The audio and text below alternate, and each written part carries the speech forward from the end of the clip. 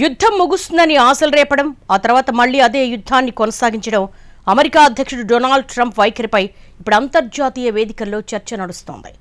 ఒకవైపు శాంతికి మార్గం చూపిస్తాం, ఘర్షణలకు ముగింపు పలుకుతామని ప్రకటనలు చేస్తారు. మరోవైపు పరిస్థితులు మారగానే మళ్లీ కఠిన నిర్ణయాలు, సైనిక చర్యలు చేపడతారు. ట్రంప్ మాటల్లో శాంతి సందేశం వినిపిస్తున్న యుద్ధ క్షేత్రంలో మాత్రం ఉద్రిక్తతలు కొనసాగుతున్నాయి. దౌత్య చర్చలపై సంకేతాలిస్తూనే ప్రత్యర్థులపై ఒత్తిడి పెంచే వ్యూహాన్ని అమెరికా కొనసాగిస్తోంది.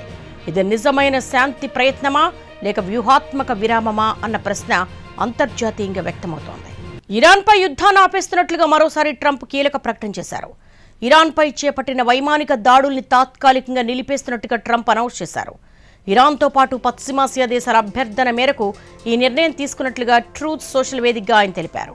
అయితే ఇది శాశ్వత నిర్ణయం కాదని, ఇరాన్తో త్వరలోనే శాంతి ఒప్పందం కుదిరితేనే దాడులు నిలిపివేత కొనసాగుతుందని స్పష్టం చేశారు.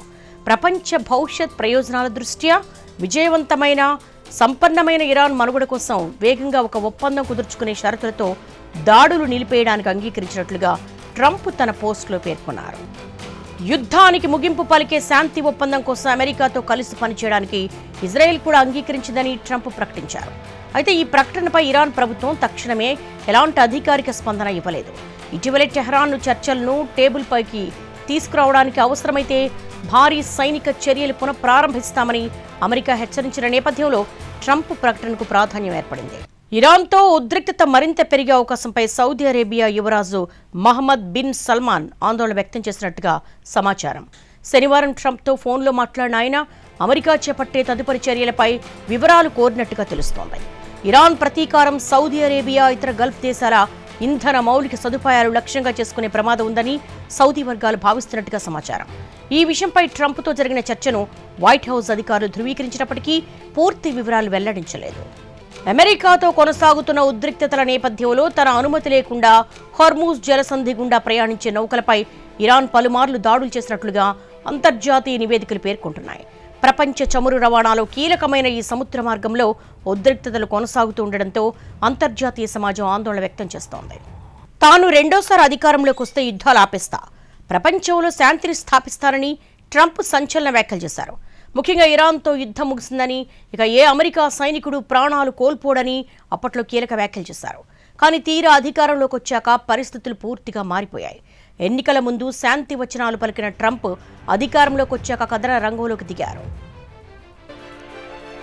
జో బైడెన్ హయాంలో ప్రపంచవ్యాప్తంగా శాంతి నెలకొందని, ఉక్రెయిన్, రష్యా, ఇజ్రాయెల్, హమాస్ యుద్ధాలు జరగడానికి బైడెన్ బలహీనతే కారణమని ట్రంప్ తీవ్రంగా విమర్శించారు. ఇరాన్తో అమెరికా ప్రత్యక్ష ఘర్షణకు వెళ్లకుండా కేవలం ఆర్థిక ఆంక్షలతోనే కట్టడి చేయగలనని ఆయన నమ్మబలికారు. కానీ అధ్యక్ష పీఠం ఎక్కిన తర్వాత ట్రంప్ తీసుకుంటున్న నిర్ణయాలు ఇందుకు పూర్తిగా భిన్నంగా ఉంటున్నాయి. ఒకవైపు యుద్ధం వద్దంటూనే మరోవైపు ఇరాన్పై సైనిక చర్యకు సంబంధించిన హెచ్చరికలు జారీ చేయడం అంతర్జాతీయ రాజకీయ వర్గాల్లో విస్మయం కలిగిస్తోంది. రెండోసారి అధికారంలోకి వచ్చిన తర్వాత ట్రంప్ అదే పాత విధానాన్ని మరింత దూకుడుగా అమలు చేస్తున్నారు. ఇరాన్ తన అణు కార్యక్రమాలను పూర్తిగా నిలిపేయాలని, ప్రాక్సీ యుద్ధాలు ఆపాలని డిమాండ్ చేస్తున్నారు. ఒకవేళ ఇరాన్ అమెరికా లేదా ఇజ్రాయెల్ ప్రయోజనాలపై దాడి చేస్తే ఊహించని మూల్యం చెల్లించుకోవాల్సి వస్తుందని హెచ్చరించారు. వార్నింగ్స్ ఇవ్వడం, ఆ తర్వాత సైనిక బలగాలు మోహరించడం ట్రంప్ శైలిగా మారింది. ఈ ఏడాది ఫిబ్రవరి 28న అమెరికా ఇరాన్ యుద్ధం ప్రారంభమైనప్పటి నుంచి దాడులను ఆపేస్తున్నట్టుగా సుమారు 15 సార్లు ట్రంప్ ప్రకటించారు. ఇరాన్ యుద్ధం ముగింపు దశకు చేరుకుందని ట్రంప్ మొదటి 5 వారాల్లోనే దాదాపు 12 సార్లు పేర్కొన్నారని అంతర్జాతీయ మీడియా కథనాలు పేర్కొన్నాయి. ఆ తర్వాత కూడా ఆయన పలు దౌత్యపరమైన ప్రకటనలు, కాల్పుల విరమణ ఒప్పందాలపై మాట్లాడారు. మార్చి 2న ట్రంప్ మరో ప్రకటన చేశారు. ఈ సైనిక మోహరింపు ఎక్కువ కాలం కొనసాగదని, ఇరాన్తో యుద్ధం మరో 4 వారాల్లోనే ముగిసిపోవచ్చన్నారు. మార్చి 23న ఇరాన్ను లక్ష్యంగా చేసుకోవడానికి ఇప్పుడేమీ మిగల్లేదని, అందుకే ఈ యుద్ధం త్వరలోనే ముగుస్తుందన్నారు. అంతేకాదు తాను అనుకుంటే ఏ క్షణంలోనైనా యుద్ధాన్ని ఆపగలడని ధీమా వ్యక్తం చేశారు. ఇక జూన్ 17న ట్రంప్ దౌత్యపరమైన మధ్యవర్తిత్వంతో ఓ తాత్కాలిక ముందడుగు పడింది. 14 అంశాల అవగాహన ఒప్పందం, తాత్కాలిక కాల్పుల విరమణ అమల్లోకి వచ్చింది. దాంతో ఇరాన్పై విధించిన అమెరికా నౌకాదళ దిగ్బంధనాన్ని అధికారికంగా ఎత్తేస్తున్నట్టుగా ట్రంప్ ప్రకటించారు. అయితే తాత్కాలిక ఒప్పందం విఫలమవడంతో హోర్ముజ్ జలసంధిలో మళ్లీ దాడులు ప్రారంభమయ్యాయి.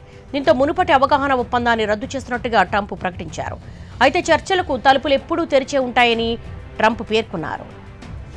జూలై 18న ట్రంప్ మరో సందేశాన్నిచ్చారు. ఈ ఘర్షణ అంతులేని యుద్ధం కాబోతోందని, వివాదాలు పూర్తిగా పరిష్కారం కాకపోయినా సైన్యాన్ని ఉపసంహరించుకోవడానికి సిద్ధంగా ఉన్నామని సంకేతాలిచ్చారు. ఇప్పుడు కూడా మధ్య ప్రాచ్య దేశాల అభ్యర్థన మేరకు ఇరాన్పై చేయాల్సిన తీవ్రమైన దాడుల ప్రణాళికను తాత్కాలికంగా రద్దు చేయాలని ఆదేశించినట్టుగా తెలిపారు. ఉద్రిక్తతలను తగ్గించి త్వరలోనే ఒక శాంతి ఒప్పందాన్ని కుదుర్చుకోవడానికి అమెరికా, ఇజ్రాయెల్ కలిసి వేచి చూస్తున్నాయని ఆయన స్పష్టం చేశారు. ప్రపంచ అగ్రరాజ్యంగా తిరుగులేని ఆధిపత్యాన్ని కొనసాగిస్తున్న అమెరికా ఇప్పుడు ఊహించని రక్షణ సవాల్ని ఎదుర్కొంటోంది. పశ్చిమాసియాలో నెలల తరబడి కొనసాగుతున్న ఘర్షణలు, ఇరాన్తో పెరుగుతున్న ఉద్రిక్తతల ప్రభావంతో అమెరికా అత్యాధునిక గగనతల రక్షణ వ్యవస్థలకు వెన్నెముక లాంటి క్షిపణి నిల్వలు వేగంగా తగ్గిపోతున్నాయన్న ఆందోళన వ్యక్తమవుతోంది. ఈ పరిణామం వైట్ హౌస్తో పాటు పెంటగాన్లోనూ తీవ్ర చర్చకు దారితీస్తుంది. అందుబాటులో ఉన్న రక్షణ సామర్థ్యాన్ని దృష్టిలో పెట్టుకుని ఇరాన్పై మరింత దూకుడుగా వెళ్లే విషయంలో అమెరికా వెనక్కు తగ్గినట్లుగా సంకేతాలు కనిపిస్తున్నాయి. ఇరాన్పై దాడుల విషయంలో అమెరికా కొంచెం వెనక్కు తగ్గింది. తమ వద్దనున్న ఎయిర్ డిఫెన్స్ వ్యవస్థల్లో క్షిపణుల నిల్వలు తగ్గిపోతున్నాయనే ఆందోళనల నేపథ్యంలోనే ఇరాన్పై సైనిక చర్యలు తీవ్రం చేసే ప్రణాళికలను అమెరికా అధ్యక్షుడు డొనాల్డ్ ట్రంప్ తాత్కాలికంగా నిలిపేస్తున్నట్టుగా తెలుస్తోంది. అమెరికా దళాలు స్థావరాల రక్షణ కోసం పోరాడితే నిల్వలు వేగంగా కరిగిపోవచ్చని సైనికాధికారులు హెచ్చరించడంతో ట్రంప్ ప్రభుత్వం ఆందోళన చెందుతోంది. ఇరాన్ ఏదో ముప్పు తలపెట్టబోతోందన్న ఊహాగానాలతో ఇజ్రాయెల్తో కలిసి కాలు దువ్వి ఉన్న ఆయుధాలు అన్నిటినీ ఊడ్చేసింది అమెరికా.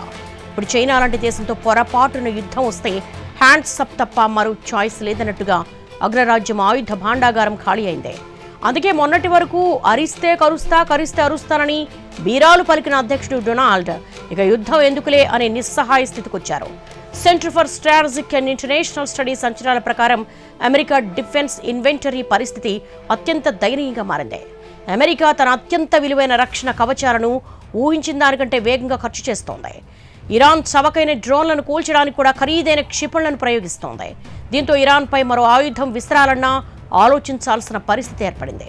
ఇరాన్, ఇజ్రాయెల్, అమెరికాల యుద్ధం ప్రారంభమై సుమారు 150 రోజులవుతోంది. ఇరాన్ దాడులను తిప్పికొట్టే క్రమంలో అమెరికా ఇప్పటివరకు 1000కి పైగా పేట్రియాట్ ఇంటర్సెప్టర్ క్షిపణులను ఉపయోగించింది. వీటిని భర్తీ చేయడానికి ప్రస్తుత తయారీ వేగం 2029 మధ్యకాలం వరకు సమయం పట్టే అవకాశం ఉంది. Terminal high altitude area defence క్షిపణులు అత్యంత కీలకమైనవే. ఇరాన్ ప్రయోగించిన బాలిస్టిక్ క్షిపణులను అడ్డుకునే క్రమంలో అమెరికా తన మొత్తం థర్డ్ నిల్వల్లో దాదాపు 40% వరకు అంటే సుమారు 200కు పైగా ఇంటర్సెప్టర్స్ను కేవలం కొన్ని వారాల ఘర్షణలోనే కాల్చిపారేస్తుంది. ఒక్కో థాట్ ఇంటర్సెప్టర్ ఖరీదు సుమారు $1.55 కోట్ల. ఇవి అత్యంత పరిమిత సంఖ్యలో అందుబాటులో ఉన్నాయి. శత్రు స్థావరాలపై విరుచుకుపడేందుకు ఉపయోగించే టోమహాక్ క్షిపణులను ఇప్పటికే 1000కి పైగా ప్రయోగించారు. సంవత్సరానికి కేవలం 200 క్షిపణులు మాత్రమే తయారవుతూ ఉంటాయి. వీటిని పూర్వస్థితికి తెచ్చేందుకు 2030 చివరికి వరకు పడుతుంది. అందుకే ఇరాన్పై మరింత దూకుడుగా వ్యవహరించాలని, పెద్ద ఎత్తున సైనిక దాడులు జరపాలని తొలుత భావించిన అధ్యక్షుడు Donald Trump joint chiefs of staff general Dan Caine హెచ్చరికలతో వెనక్కు తగ్గాల్సి వచ్చింది. జోర్డాన్లో జరిగిన ఒక దాడిలో ఇరాన్ ప్రయోగించిన బాలిస్టిక్ క్షిపణి అమెరికా ఎయిర్ డిఫెన్స్ వలయాన్ని ఛేదించుకుని దూసుకెళ్లడంతో 3 అమెరికన్ సైనికులు ప్రాణాలు కోల్పోయారు. ఇది అమెరికా రక్షణ వ్యవస్థల లోపాలను, క్షిపణుల కొరత తీవ్రతను బయటపెట్టింది. సెంట్రల్ కమాండ్ దగ్గరున్న ప్రస్తుత క్షిపణుల నిల్వలు ఇలాగే తరిగిపోతే పశ్చిమాసియాలోని అమెరికా బలగాలకు, సౌదీ అరేబియా, యుఏఈ వంటి గల్ఫ్ మిత్రదేశాలకు భద్రత కరువవుతుందని పెంటగాన్ గగ్గోలు పెడుతోంది. దీంతో ఇరాన్పై సైనిక చర్యలు తీవ్రం చేసే ప్రణాళికలను అమెరికా అధ్యక్షుడు డొనాల్డ్ ట్రంప్ తాత్కాలికంగా నిలిపేసినట్టుగా తెలుస్తోంది. సీనియర్ సలహాదారులతో సమావేశం తర్వాత ఈ కీలక నిర్ణయం తీసుకున్నారు. అమెరికా దళాలు స్థావరాల రక్షణ కోసం పోరాడితే నిల్వలు వేగంగా కరిగిపోవచ్చని పెంటగాన్ అధికారులు హెచ్చరించడంతో ట్రంప్ సర్కార్ టెన్షన్ పడుతోంది. అమెరికా రక్షణ శాఖ ఎంత పెద్ద బడ్జెట్ కేటాయించినప్పటికీ అత్యాధునిక ఆయుధాల తయారీ అనేది ఒక రాత్రిలో జరిగే ప్రక్రియ కాదని హెచ్చరిస్తున్నారు నిపుణులు. అత్యాధునిక ఎయిర్ డిఫెన్స్ సిస్టమ్స్ను మళ్లీ పూర్వస్థితికి తెచ్చేందుకు కనీసం 3 నుంచి 5 సంవత్సరాలు పడుతున్నాయి. గాలియం, జర్మేనియం వంటి అరుదైన ఖనిజాల కొరత, కాంప్లెక్స్ సబ్ కాంట్రాక్టర్ల నెట్వర్క్ నెమ్మదిగా పనిచేయడం పెద్ద అవరోధంగా మారింది. ఉక్రెయిన్ యుద్ధం కారణంగా ఇప్పటికే అమెరికా తన నిల్వలను కైవసం చేసుకుని ఉక్రెయిన్కు, నాటో మిత్రదేశాలకు సరఫరా చేయడంతో అమెరికా సొంత నిల్వలు అడుగంటాయి. అమెరికా, ఇజ్రాయెల్తో పోలిస్తే ఇరాన్ సైనిక సామర్థ్యం తక్కువే. తనకున్న పరిమిత వనరులతో అగ్రరాజ్యాన్ని ముప్పుతిప్పలు పెట్టింది ఇరాన్. చాలా తెలివిగా 2 దేశాలకు భీకర నష్టాన్ని మిగిల్చింది. తాను ఖర్చు ఎక్కువ చేయకుండానే ప్రత్యర్థికి భారీ నష్టం కలిగేలా అటాక్ చేసింది. ఈ తరహా యుద్ధాన్ని అట్రిషన్ వార్ అంటారు. అంటే శత్రువు జేబులను ఖాళీ చేసి వారిని అలసిపోయేలా చేయడమే attrition war strategy. America, Israel దేశాలు అత్యంత ఆధునికత, అత్యంత ఖరీదైన మిస్సైల్స్ను ప్రయోగించాయి. చవకైన డ్రోన్లతో ఇరాన్ అటాక్ చేసింది. క్రూయిజ్ మిసైళ్ల షాహెద్ 136 వర్క్ చేస్తాయి. టార్గెట్ రీచ్ కాగానే బ్లాస్ట్ అవుతాయి. అందుకే వీటిని సూసైడ్ డ్రోన్లుగా పిలుస్తారు. ఒక్కో డ్రోన్ తయారు చేయడానికి అయ్యే ఖర్చు సుమారు $20,000, అంటే 16 లక్షలు. వీటిని కూల్చేందుకు ఇజ్రాయెల్, అమెరికా, ఇతర గల్ఫ్ దేశాల ఖర్చు కోట్లు. అమెరికా ప్రయోగిస్తున్న పేట్రియాట్ మిసైల్ సిస్టంలో ఒక్క ఇంటర్సెప్టర్ మిసైల్ రేటు 30 కోట్లకు పైగా ఉంటుంది. అంటే 16 లక్షల డ్రోన్ను నేలమట్టం చేయడానికి 30 కోట్ల క్షిపణి వినియోగిస్తుంది అమెరికా. ఈ గ్యాప్ అమెరికాను టెన్షన్ పెడుతోంది. ఇరాన్ అత్యంత తక్కువ ఖర్చుతో వేలాది డ్రోన్లు తయారు చేస్తుంది. భారీగా డ్రోన్ల నిల్వలున్నాయి. అమెరికా, ఇజ్రాయెల్కు వాటిని అడ్డుకోవడం ఆర్థికంగా తడిసి మోపుడవుతుంది. చివరికి ఆయుధాల కొరత, రాజకీయ ఒత్తిడితో యుద్ధాన్ని నిలిపేయాల్సిన పరిస్థితి రావచ్చని ఎక్స్పర్ట్స్ అంచనా వేస్తున్నారు. అమెరికా ప్రపంచానికి సూపర్ పవర్. కానీ యుద్ధం ఎంత శక్తివంతమైన దేశానైనా భారీ మూల్యం చెల్లించేలా చేస్తుందన్న మరో ఉదాహరణగా ఇరాన్ ఘర్షణ నిలుస్తోంది. ఈ సమరంలో ఆయుధాలు మాత్రమే కాదు, వేల కోట్ల డాలర్లు, అత్యాధునిక రక్షణ వ్యవస్థలు, విలువైన సైనిక వనరులు, అమూల్యమైన ప్రాణాలు కూడా పణంగా మారతాయి. అమెరికా రక్షణ కార్యదర్శి ఇటీవల కాంగ్రెస్కు సమర్పించిన నివేదిక ప్రకారం ఇరాన్తో జరిగిన ఘర్షణల కోసం పెంటగాన్ ప్రత్యక్ష ఖర్చుల కింద అధికారికంగా $38 బిలియన్ వెచ్చించింది. ఆపరేషన్లను కొనసాగించడానికి, నష్టపోయిన ఆయుధకారాలను భర్తీ చేయడానికి అదనంగా మరో $87 బిలియన్ కేటాయించాలని కోరుతున్నారు. ఇక ఇరాన్ దాడి చేసిన అధునాతన రాడార్, కమ్యూనికేషన్ వ్యవస్థలు ఖరీదైనవి. వాటిని భర్తీ చేయడం కష్టం. ఆ సైనిక స్థావరాలు పునర్నిర్మించడానికి, ధ్వంసమైన ఆస్తుల స్థానంలో కొత్త వాటిని ఏర్పాటు చేయడానికి సుమారు $40 నుంచి $50 బిలియన్ ఖర్చయ్యే అవకాశం ఉందని నివేదికలు చెబుతున్నాయి. అమెరికా బెదిరింపులకు ఇరాన్ కూడా గట్టిగానే బదులిస్తోంది. ట్రంప్ హెచ్చరికలను తామెట్టి పరిస్థితుల్లోనూ భయపడేదే లేదని ఇరాన్ స్పష్టం చేస్తోంది. తమ దేశ సార్వభౌమత్వాన్ని కాపాడుకోవడానికి ఏ క్షణంలోనైనా సిద్ధంగా ఉన్నామని, అమెరికా కానీ ఇజ్రాయెల్ కానీ ఎలాంటి సాహసానికి పాల్పడితే మధ్యప్రాచ్యంలోని అమెరికా స్థావరాలని బూడిదవుతాయని ఇరాన్ హెచ్చరిస్తోంది. అమెరికా, ఇజ్రాయెల్ దేశాలతో ఇరాన్ జరుపుతున్న యుద్ధం 150 రోజులకు పైగా కొనసాగుతోంది. ఈ భీకర బాంబు దాడుల కారణంగా ఇరాన్ దేశానికి చెందిన అనేక మంది ఉన్నతాధికారులు మృతి చెందారు. ఇరాన్ సైనిక మౌలిక సదుపాయాలలో చాలా వరకు పూర్తిగా ధ్వంసమయ్యాయి. ముఖ్యంగా చమురు ఎగుమతుల ద్వారా వచ్చే ఆదాయ వనరులన్నీ దాదాపుగా నిలిచిపోయాయి. దీని ఫలితంగా ఇరాన్ దేశానికి జరిగిన ఆర్థిక నష్టాలు సుమారు $270 బిలియన్ పైగా ఉన్నట్లుగా అంచనా. దశాబ్ద కాలంగా అమెరికా విధించిన అనేక ఆంక్షలతో ఇరాన్ ఆర్థిక వ్యవస్థ చిన్నభిన్నమైంది.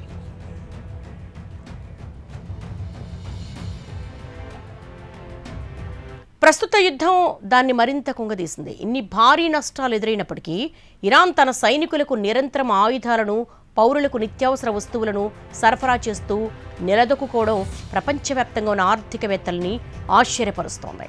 ఈ క్లిష్ట పరిస్థితుల్లో కూడా ఇరాన్ నిలబడటానికి ఓ కారణం ఉందని చెప్తున్నారు. అమెరికా అణు ఒప్పందాల నుండి వైదొలిగినప్పటి నుంచే టెహ్రాన్ ఈ విధమైన ఉద్రిక్తతలను తట్టుకొని నిలబడటం నేర్చుకుందని అంటున్నారు. ఫిబ్రవరిలో ఇరాన్ ప్రభుత్వం వ్యూహాత్మకంగా హోర్ముజ్ జలసంధిని పూర్తిగా మూసేసింది. ఈ జలసంధిని మూసేయడానికి ముందే ఇరాన్ పెద్ద మొత్తంలో చమురు నిల్వలను రిజర్వ్ చేసింది. అలాగే తన ప్రధాన వాణిజ్య భాగస్వాములకు పెద్ద ఎత్తున చమురును సరఫరా చేసి భవిష్యత్ అవసరాలకు సరిపడా గణనీయమైన ఆదాయాన్ని ముందే సమకూర్చుకుంది.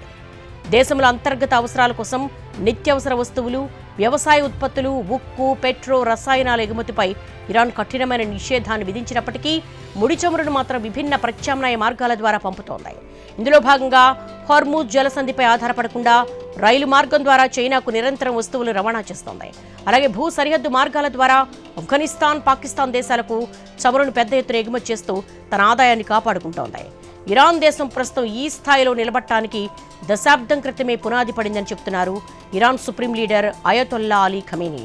2013లోని భవిష్యత్తులో వచ్చే ఇలాంటి యుద్ధ పరిస్థితులను ముందుగానే ఊహించి సన్నాహాలు ప్రారంభించారని నిపుణులు అంటున్నారు. ఆయన దేశంలోని ఉత్తర ఓడరేవుల నుండి రష్యాతో సహా వివిధ స్నేహపూర్వక దేశాలకు బలమైన ఎగుమతి మౌలిక సదుపాయాలను ఏర్పాటు చేశారు.